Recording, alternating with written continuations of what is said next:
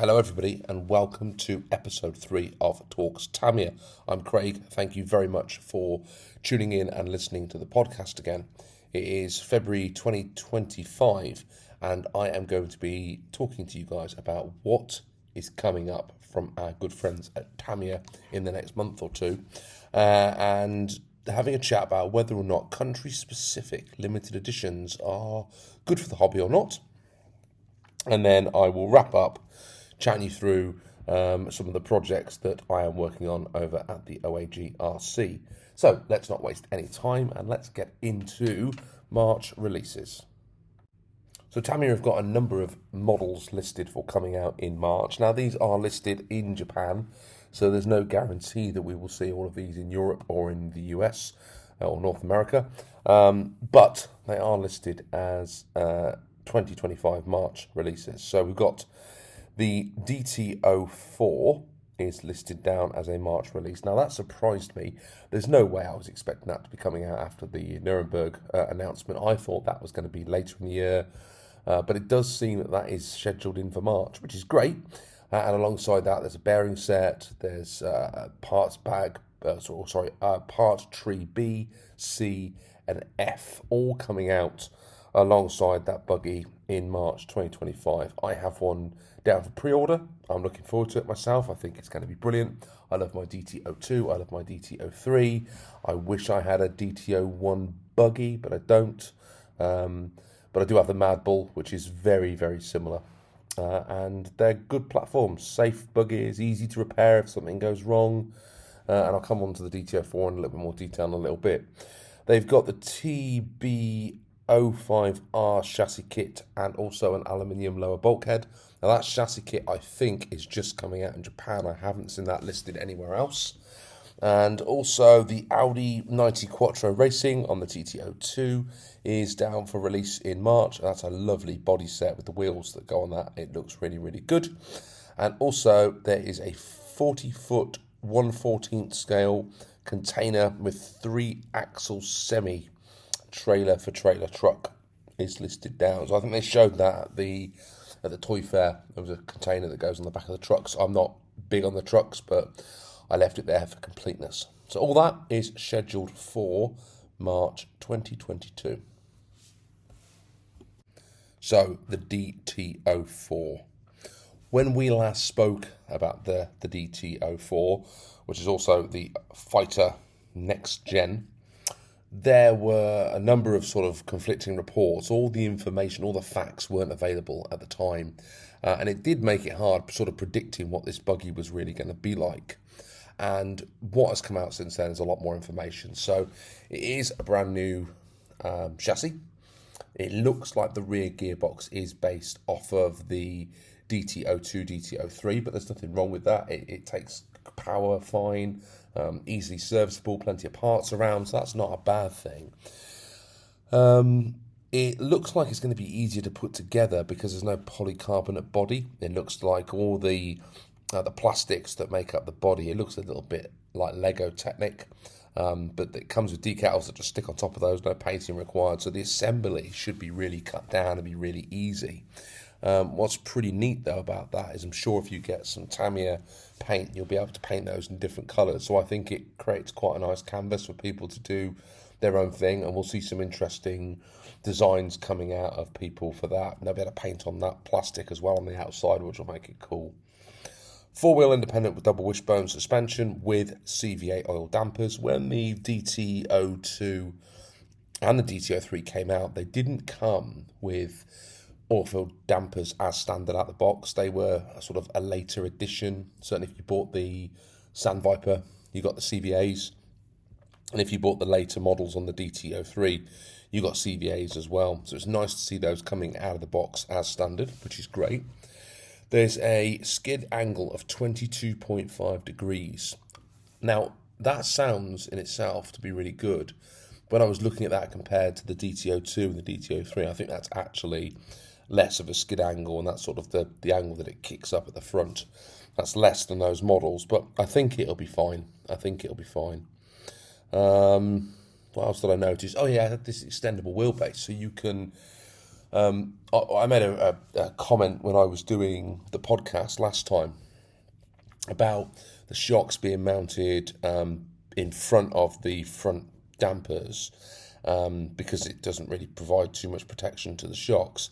But that was because it was an extended wheelbase forward, and if you bring the wheelbase back in, the shocks go behind, the damper stays, and you can alter the length of the buggy, which is great, because I think one of the things that I didn't like about the DTO3 is it was a longer wheelbase than the DTO2, which actually around the Orchard Raceways proved to be a lot more consistent and a lot easier to drive, which was not what I was expecting, but that's neither here nor there. But the DTO4 gives you the opportunity to be able to play around with that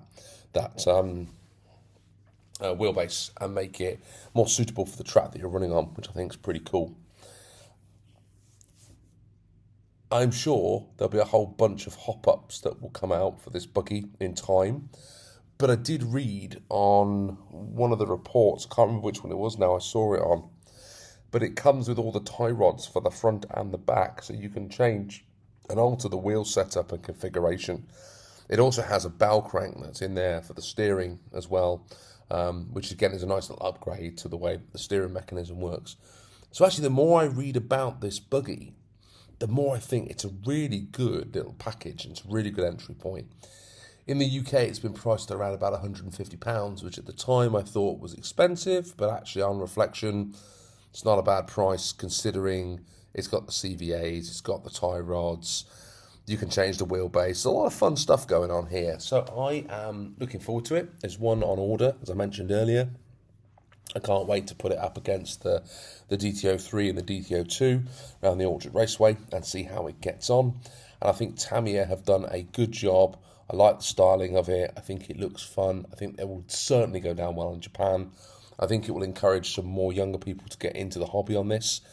What's really interesting is there's reports that within the parts trees, there are body mounts that would allow you to put a polycarbonate body on top of the chassis. And the one that always springs to mind is the Sand Viper body shell will go on this buggy, which I think is fantastic that they've already thought about that. The parts are already there. Clearly, there will be other models that will come on this chassis with just standard polycarbonate bodies to give people that more traditional buggy look that they wanted.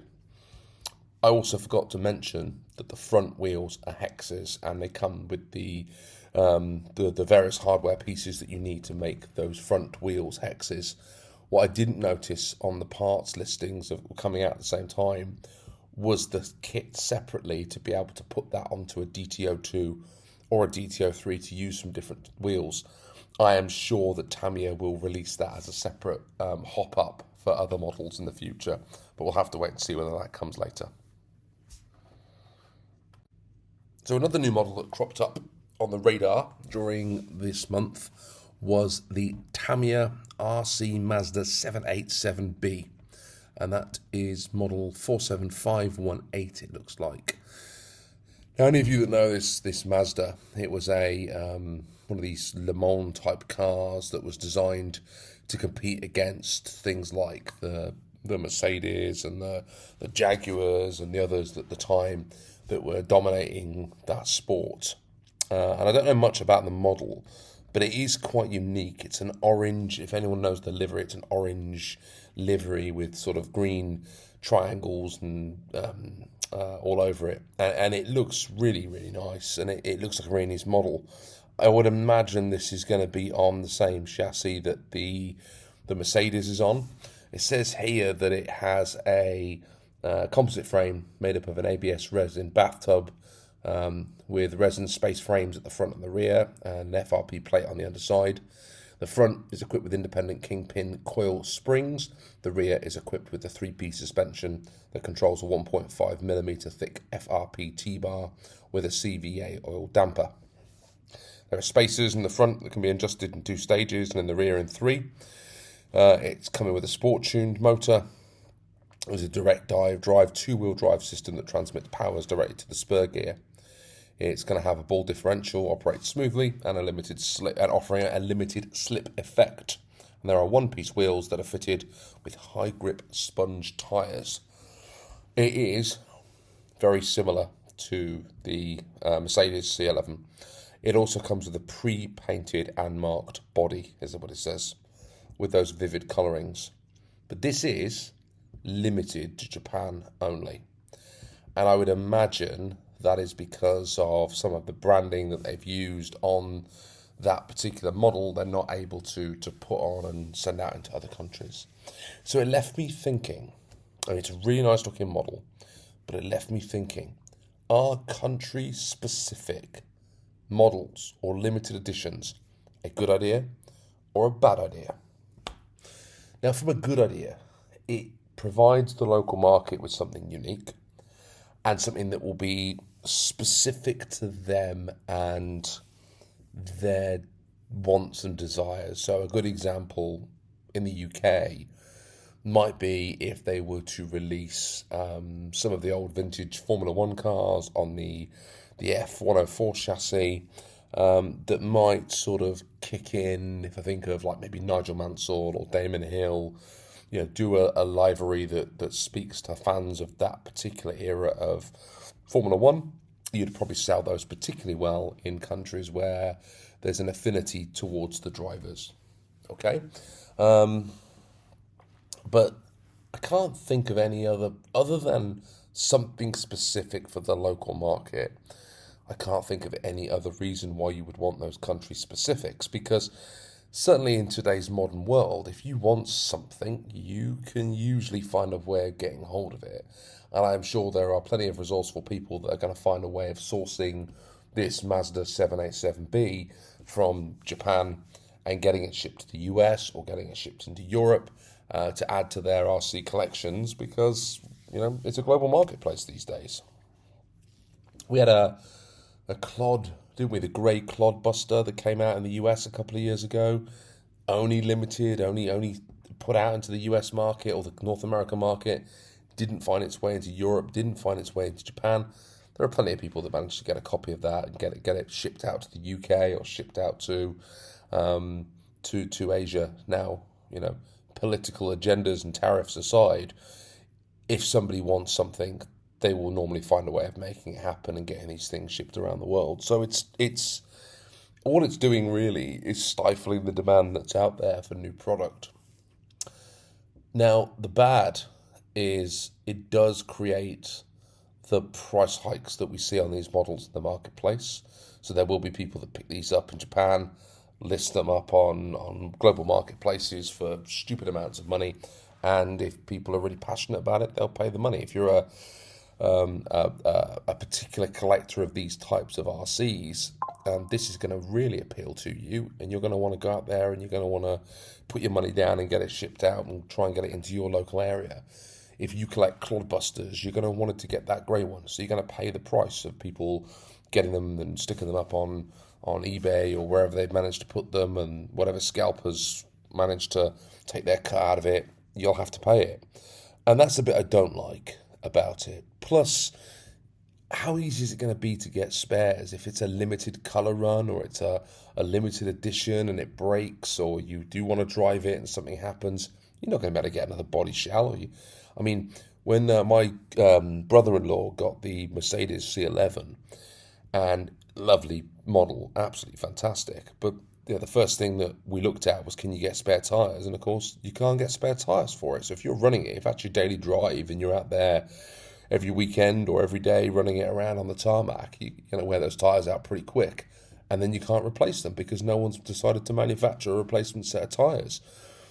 That's what worries me about the hobby. And I do worry there are certain models that are really clearly aimed at the collectors, the people that sit them on the shelves. And there's nothing wrong with that, by the way. If that's how you want to get your kicks out the hobby, that's absolutely fine.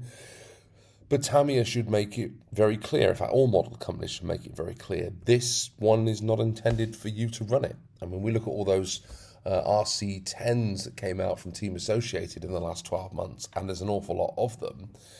How many of them are going to really be run in anger when they're selling it with a presentation box? It's all clear plastics. Some of these things aren't designed to be run. They're not. They're just going to sit on a shelf somewhere and be looked at and stared at every day, and that's fine. People spend a load of money on Lego, but then just be honest with people. That's what it is. It's a limited edition because we don't intend you to run it. This particular model, if I go back all the way back to this Mazda 787B, I think Tamiya could have put that out into the global market. Do the body shell, just don't do the decals, do some generic decals on it and be done, and let the market have at it. People want to collect these things, so why switch off the global market? I think that's a bit of a miss. I, for one, don't hope we see more of this in the market. Just release a product and put it out around the world and let people buy it for a fair price in their global jurisdiction. What do you guys think? Let me know. So this episode feels like a bit of a come down from the one that I did on the Nuremberg Toy Fair, where there was loads of news and loads of hot topics to talk about. But because there's been less going on in the news, I get to talk to you a little bit more about what I've been doing on my channel and what I've been working on in the world of RC.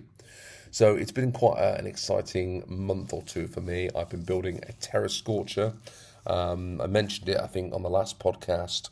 That's done now. I've put a video out. It's completed. I took a long time on this build. I didn't rush it. I built the kit. I didn't do a build on camera. I built the kit at my own leisure. I used the high cap dampers off of the VQS, which is a buggy that I really want to get at some point, but I've not had the chance to get it yet. I hope it sticks around for a little bit longer and gives me the chance. I used those high caps off the VQS, and I did a bit of research before I just went ahead and popped them onto the model. And I'd heard a lot of people saying that they changed the whole geometry of the suspension, and the wheels sit a bit funny or a bit out of shape with these high caps if you don't set them up correctly. And things like Tamiya base are fantastic because you go on there and you read the forums and you read the notes and you find out loads of interesting things. And someone had posted up the original high cap manual from back in the day that showed how to assemble the high caps to go on the Terra Scorcher from the VQS high caps. And back then they weren't called VQS high caps, they were called something else. So I followed those instructions, and they had a little spacer within the parts tree for the high caps that went inside to sort of limit the travel on the high cap. And these things fit perfectly. Once I'd done that, they fit beautifully. And I was surprised that those instructions weren't anywhere within the high caps, even though it specifically says you can use it on the Terra Scorcher. Nowhere within there did it tell you how to do it. So I was very grateful for Tamiya base and that someone had spent the time to put that up there, so I was able to put those on. The Terra Scorcher is I love it. I think it's a beautiful, beautiful looking body. It goes together, that chassis goes together really, really nice, and the high caps just really set it all off. It is a full kit. I mean, bearings are in there, sway bars are in there, you've got adjustable front and rear arms on there, it's just all there. Universal drive shafts, which I forgot to mention on the video, they're there as well. It's fully loaded. PS16, I think I used, the metallic blue. It looks fantastic. And the decals went on really nicely. It's probably one of my best looking buggies. And it was proper modelling. I spent ages putting it together, ages spraying it up. And I'm really pleased with the outcome.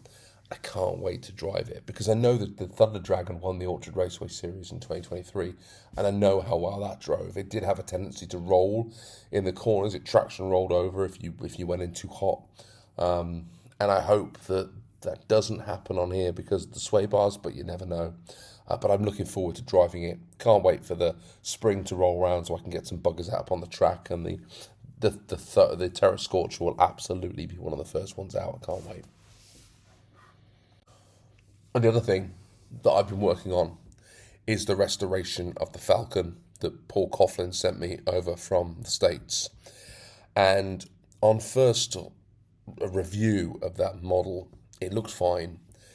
But I said to Paul I was going to strip it down and put bearings throughout and give it a bit of a clean up. And as I started to take it apart, I started to see a couple of little minor things that clearly were issues that happened back in the day. There was a wood screw rammed into one of the arms because clearly someone had messed the thread up, so they just got a bigger screw and just turned it in, and that was commonplace back in the day. Lots of us did that sort of stuff. And then as I was taking it all apart, I found that one of the rear arms, the trailing arms on it, was cracked around the joint where it goes into against the tub. And what someone's done in there is they've got a great big dirty screw, like it's like a hex screw, and they've rammed it in there, and it's not coming out easy, unfortunately. And it's just, the whole thing's just being held together by the pressure of this screw that's gone in. And I need to find some more trailing arms to replace it. But of course, this model is 30-something years old, and it's really hard to find these parts. In fact, they just don't exist anymore. And there are some floating around on eBay at the minute, and I'm in two minds to pick them up because I need to send some questions to the sellers to find out whether they can send me some more pictures. And there's a lot of parts these days that you can 3D print, but I've not found any 3D printed versions of these trailing arms, so I'm on the hunt at the moment for this, to find out where I can get these parts from. I stripped the gearbox down while I was waiting and cleaned that all up, and there'd been a lot of grime and sand that had got in there, and I cleaned it all out and re-greased all that up, put some bearings in there and sealed it all back up again, so that's all ready to go.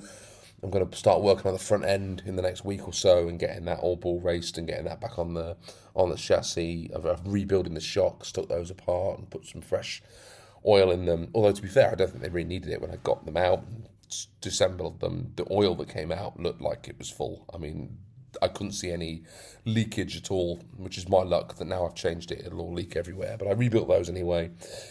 And they are going back onto the model, so we're getting towards the end of it, but I've just got to find these trailing arms now. And those people out there that are into restoring these old buggies like I am, you know how hard it can be to find that one part that you need. And even when you find it, you go, oh man, is that going to be the best price, or is there going to be another set that comes on next week that I wish I'd bought those and not the ones that I just spent a load of money on because I've overpaid for that part that I thought I needed. Will a 3D printed part work okay, or will it break? I don't know. I'd love to test at some point whether you can replace the majority of the buggy with 3D printed parts, and whether they actually do hold up, and whether they are robust enough to be a replacement for some of the plastics that we used to use back in the day. But I mean, with things like the Falcon, you don't really have a great deal of choice, unless, of course, Tamiya turn around and stick it out as a re at some point. But if they were going to do that by now, I'm sure they would have done it and released it, because a lot of people ask about it. So the Falcon is coming along nicely. I have a repro body that I want to paint up in the original colour scheme, and I have some reproduction decals that I will put on it to have a body shell that looks similar to the ones that would have been back in the day. I've got the original Falcon wheels because Paul sent me those over with it, and I just need to get some new tyres from the Grasshopper 2 and stick those on. And then I've got a set of tyres and wheels and body for when it's on the shelf, and then I've got some running gear for when I go out and I run out the track. It'll be a different set of wheels, different body shell, and that way we can smash it up and not worry too much about the way that it looks when it gets back on the shelf. I'm taking my time with it because I want to do a good job and I like the look of it. And I've no idea how this is going to drive. I've got no affinity towards the Falcon, but the more I play with cars like this that are back in the day and I restore them, the more of an affinity I get towards that particular chassis. I absolutely loved rebuilding my Madcap when I did that. It was a great project. That's probably one of my favourite RCs. I restored a DF03, the Dark Impact. I got one of those and did that as a Avante Mark II with all the blue clear body parts and the blue clear body shell. I do love a good restore, and that leads me into what do I restore next. And I've already started looking around for the next one. I missed out on another Madcap the other day that was on eBay for. It went for like £50, and this Madcap looked like it could be serviced and restored. So I was a bit gutted I missed out on that because I'd love to do another Madcap. And I stumbled across a big wig as well, but I don't know. I saw Hey Dad. I saw Jeremy trying to do one of those, and he had a heck of a time. He did a really good job in the end restoring it, but it made me wonder whether that's the money pit that I really want to go after. But I would like to get another restore on the go. So if you've got any good ideas of what I could restore next, for those of you that know the collection, take a look through, give me some ideas of what you think I could be moving on to once I finish with the Falcon. So, what's going to be next on the channel? Obviously, we've got to finish the Falcon, and then we're getting closer and closer to the start of the season. I keep meaning to get the rally cars out. I had this idea of doing a rally series, and I still want to do a rally series. And what I've done with the rally bugs, the rally cars, sorry, not the rally buggies, the rally cars, is I've made them all, they're capped to the same scale speed. So they all do 14 miles an hour. And some of them get there a bit quicker than others. But I've used the endpoints and the expo stuff on the throttle to take them all down. So we're getting 14 miles an hour out of each rally car. And then what I want to do is set up a series of rally tracks and just run the cars around them so we can see out of the XV01, the TT02, the MO5RA, and now the MF01X, I think it is. So many names. Which one of those comes out on top? But they all should be fairly similar. So we've got four-wheel drives, we've got two-wheel drive, front-wheel drive chassis.